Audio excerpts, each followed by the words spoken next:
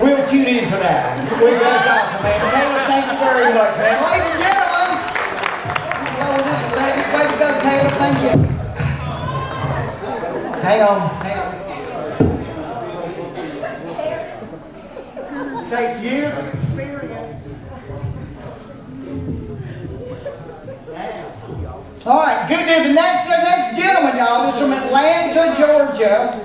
He's performed at the Improv in Atlanta. You've also seen him on Stand Up New York.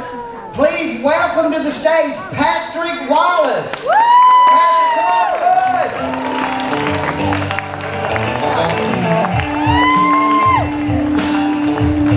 good. Technically, I'm from Birmingham, but those are semantics. I don't have time for corrections.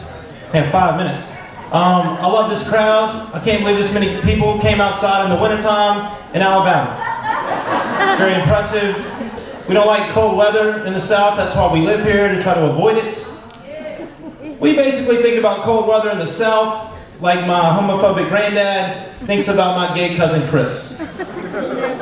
It's like, okay, now we gotta deal with this shit. It is what it is, and I guess I'll accept it, as long as it only comes around like once a year, usually around the holidays. Just don't hang out too long in cold weather, because we're starting to get uncomfortable. Head back up north now, and we'll see you next Thanksgiving.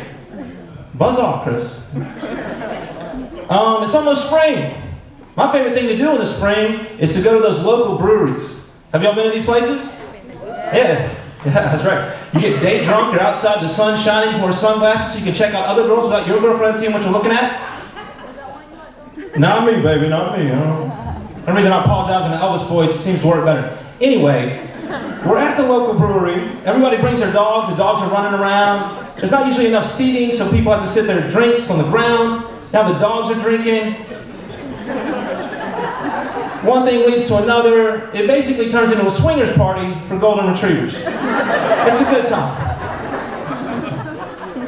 All the girls there talk with each other, and then all the guys play cornhole. Now cornhole is where you take a beanbag, you toss it in a box, it has a circle in it. If you don't know what cornhole is, it's basically like basketball, but the white people are good at it. Don't get all cocky though, white people. If Kevin Durant wanted to play cornhole, he would dominate your ass. And mine too. And mine, I'm white. The thing about cornhole too, it's one of those games like sex. Like the more you drink, the better you think you are at it, because it lasts longer, so it's more fun, but you're actually less effective. Halfway through your girl's like, will this ever end so we can just talk and have another beer? I like rap music and I like country music. I do not like it when country music singers try to rap. I got an amen from the crowd. That's the only time that I do believe in segregation. Anytime I hear a country music singer start to rap, it reminds me of when I'm being pitched a pyramid scheme. Because the second I realize what's happening, I just tune them out and get uncomfortable for everybody. Like my granddaddy on Christmas in 2004. I like the spring too, because all the country singers have a fresh new batch of songs coming out. They're all about the same thing, the summer.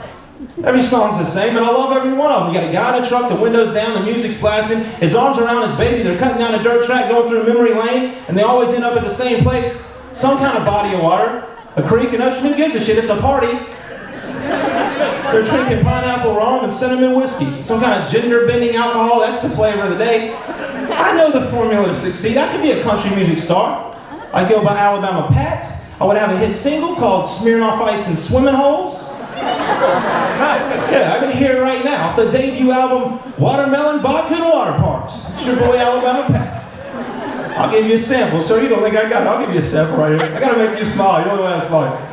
Here you go. I got some smearing off ice and cigarettes, and I'm headed down to the swimming hole with my baby, and it doesn't get hotter on a summer night. Come on, Chris, sing. It's gonna be a hit. Be a chart topper.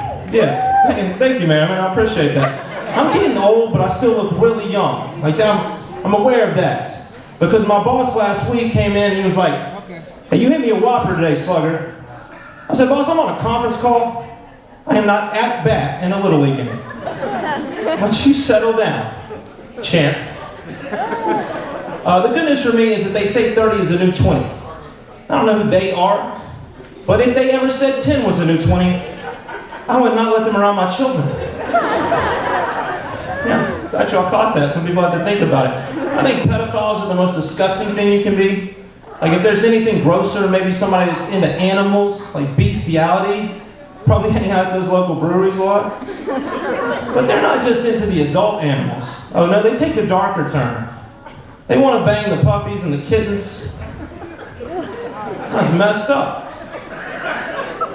Pedophiles. Caught you with the hook. Came around and caught you with the hook. I know.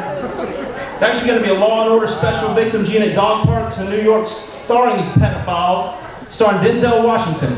This is how it goes. Denzel's a detective, he busts in, he sees one of these monsters and he looks right at him and he goes, okay, now we caught you red-handed, huh? At a dog park, don't even own a dog. Just shaking a bag of beef jerky. Oh, you're disgusting, that's what we're talking about, right? Schooling kittens. Okay. I'll throw you in a room with Michael Vick's pit bulls and King Kong ain't got shit on them. That's my time. Thank y'all very much. All